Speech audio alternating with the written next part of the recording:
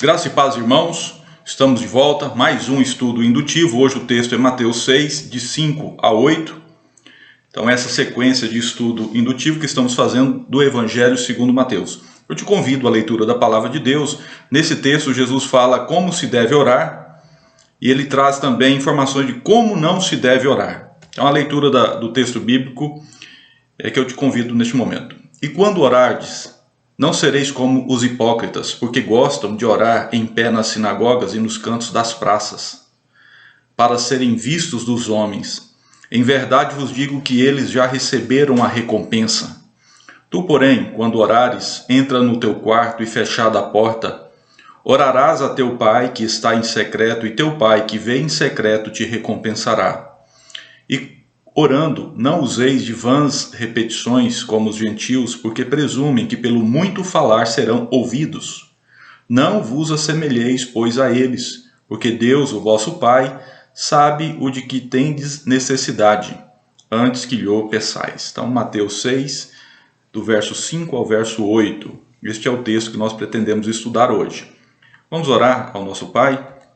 Senhor Deus, nosso Pai, pedimos que o Teu Espírito nos ajude a entender a Tua palavra, interpretar e aplicar. Perdoe, ó Deus, os nossos pecados e esteja conosco, em nome de Jesus. Amém. Irmãos, quem já está acompanhando essa sequência de estudo indutivo já conhece o método, né? Quem está chegando agora, esse método é dividido em 3 partes. A gente primeiro faz algumas observações sobre o texto. Depois, a segunda parte é a busca do significado, que é a interpretação, né? E a terceira e última parte do método indutivo é aplicar, é fazer aquela pergunta assim: o que essa mensagem me ensina hoje? Tá? Então vamos começar aqui na primeira parte, são as perguntas de observação. Lembrando também que esse estudo ele é voltado para os pequenos grupos, né? Então nós temos alguns pequenos grupos que já usam esse material, o material em PDF está aí na descrição do vídeo também, todas as pessoas podem usar esse material. Primeira pergunta de observação. Quais são as ordens negativas que iniciam e terminam o texto? Então, no verso 5 tem uma proibição. E no verso 8, que é o último que nós lemos, também tem uma proibição. Quais são essas proibições, né? Essas ordens negativas? Então, aí no verso 5, Jesus fala: quando orardes, não sereis como os hipócritas. Esta é a primeira ordem negativa. Não sejam como os hipócritas. E no verso 8, não vos assemelheis, pois, a eles. A eles quem? Aí nós temos que ler o verso 7 para entender, né? No verso 7, Jesus está falando dos gentios, então dos pagãos, né? Não vos assemelheis aos gentios. Então são essas duas ordens. A primeira, não sejam como os hipócritas. E a segunda, não sejam como os gentios, os pagãos. Segunda pergunta, qual que é o problema dos hipócritas? Então Jesus começa falando dos hipócritas. E qual era o problema deles, né, na época de Jesus, né? Os hipócritas, eles pensavam que podiam enganar a Deus com a formalidade da oração, né? Eles oravam em locais públicos, oravam de pé. Está aí no verso 5, né, porque gostam de orar em pé nas sinagogas e nos cantos das praças. Então, eles gostavam desse ato público da oração, mas na verdade eles não estavam dirigindo a oração a Deus. A oração era dirigida às pessoas, ao público, à plateia, né? Então eles pensavam que poderiam enganar, manipular a Deus com a formalidade da oração. Formalmente, a oração era dirigida a Deus, mas materialmente, de forma subjetiva, no coração, ela era dirigida aos homens, às pessoas que estavam vendo, né? Porque gostam de orar em pé nas sinagogas e nos cantos das praças para serem vistos dos homens. Então, o objetivo era ser visto, né? Ser aplaudido, reconhecido pelas pessoas. Qual que é o resultado da oração dos hipócritas, né? Esses hipócritas. Qual que é o resultado de quem ora dessa forma? O resultado está aí no verso 5 também. Em verdade, no final do verso 5, em verdade vos digo que eles já receberam a recompensa. Então o resultado é esse. Os hipócritas, eles recebem a recompensa dos homens. Eles oram para serem aplaudidos e eles vão receber o aplauso dos homens. Então eles já recebem a recompensa dos homens. Seguindo, qual que é o problema dos gentios? Então nós vimos que no final do texto, Jesus fala também: não vos assemelheis aos gentios ou aos pagãos, né? Qual era o problema deles, né?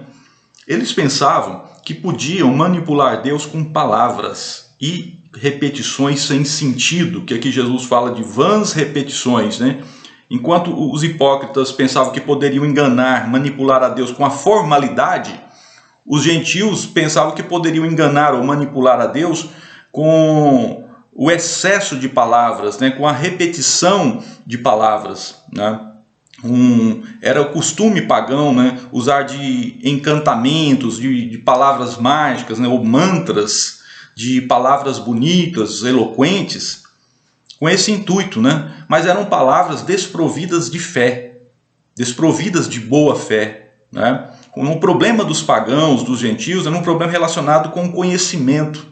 Então eles não tinham conhecimento de que Deus é onisciente, né? Eles pensavam que quanto mais falassem com Deus, repetindo, teriam mais chance de serem atendidos, né? Eles desconheciam o caráter, o atributo de Deus, que é a onisciência, né? Deus, ele conhece todas as coisas antes mesmo que as pessoas falem.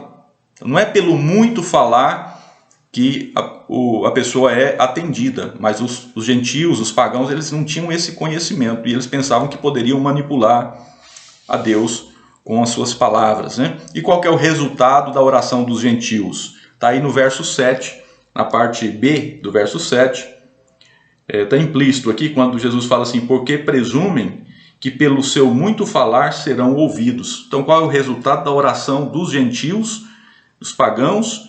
Deus não responde.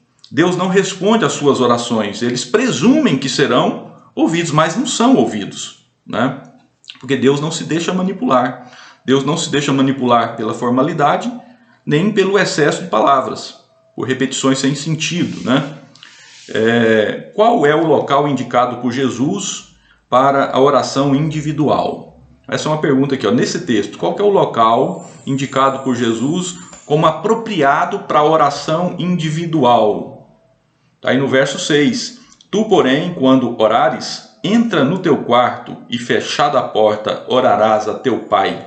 Então, o local indicado por Jesus aqui é o quarto da pessoa, né? Com a porta fechada, né? A palavra no grego aqui é tameion, que era um quarto, depósito e sala. É um local onde as pessoas costumavam, inclusive, guardar tesouros. Então, um local onde a pessoa dormia, mas onde também guardava os seus tesouros. É nesse local que Jesus está falando: nesse local vocês recebem o tesouro de Deus, né? A recompensa de Deus que vê em secreto, Ele vai te recompensar. Então é o quarto com a porta fechada, não é o quarto com a porta aberta, né? Jesus está ensinando isso. Seguindo, para quem a oração deve ser dirigida? Então Jesus está ensinando aqui que a oração dos seus discípulos, ela deve ser dirigida a quem? Né? Os hipócritas, eles dirigiam a oração às pessoas. Os pagãos dirigiam as suas divindades, mas de forma errada. E Jesus está ensinando que a oração deve ser dirigida a quem? Né? A oração deve ser dirigida, está aí no verso 8. Não vos assemelheis, pois, a eles, porque Deus, o vosso Pai, sabe o de que tendes necessidade antes que lhe o peçais. Então a oração do discípulo de Cristo é dirigida ao Pai, ao Deus Pai, né? Os filhos dirigem as suas orações ao Pai. Esse que é o ensino aqui de Jesus. Quando o Pai fica sabendo dessas necessidades, né? Quando que o Pai espiritual, ele fica sabendo das necessidades das pessoas? É quando elas oram para Ele, ou em momento diferente? Está aí também no verso 8, né? E o vosso Pai sabe o de que tendes necessidade antes que lhe o peçais. Então, antes do filho pedir para o Pai, para Deus, Deus já sabe o que ele vai pedir, né? Deus já sabe, porque Deus é onisciente, Deus tem todo o conhecimento. E por que então que os filhos precisam orar? Porque o Pai quer que os filhos demonstrem confiança, demonstrem dependência de Deus. dentre outros motivos, mas esses motivos aqui são importantes. Então Deus quer que os filhos demonstrem essa confiança, essa dependência no Pai. Então essa é a primeira parte, são várias observações que nós fizemos, né, do texto. Agora nós podemos partir para interpretar o texto. A gente vai pegar todas essas observações e tentar colocar numa forma assim, mais resumida, buscando o significado. O que é o significado dessa mensagem? Então vamos lá? Perguntas de interpretação.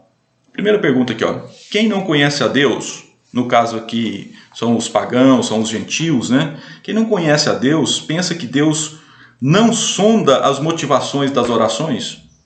Ó, deixa eu ver. Quem não tem conhecimento sobre Deus, pensa isso, que Deus não conhece as motivações das orações, Deus não sonda, Deus não penetra no coração das pessoas e sabe por que a pessoa está orando, ou, na verdade, o que a pessoa está buscando. Quem não conhece a Deus pensa dessa forma equivocada, né? Pensa. E o exemplo aqui que Jesus dá no caso dos hipócritas e dos gentios, né? Eles estavam pensando que poderiam manipular a Deus, né? Os hipócritas buscavam o reconhecimento dos homens e os gentios buscavam enganar a Deus com excesso de palavras e repetições sem sentido. Outro ponto, ó, quem não conhece a Deus pensa que ele não conhece as necessidades e que pode vencer Deus pela insistência retórica. É o caso dos gentios. É verdade, né? Então, quando a pessoa não tem um conhecimento adequado de Deus, não conhece os atributos de Deus, né? Por exemplo, nós citamos aqui o caso da onisciência, que é um atributo de Deus, que é todo conhecimento. Então a pessoa não sabe que Deus tem todo conhecimento, ela pode pensar ou presumir, usando a palavra aqui do texto, presumir que pode, pelo muito falar, ser atendido, né? Que pode manipular Deus com excesso, com palavras bonitas, com frases retóricas, né? Com a postura em pé ou local. O problema desse comportamento está relacionado com a falta de conhecimento de Deus, né?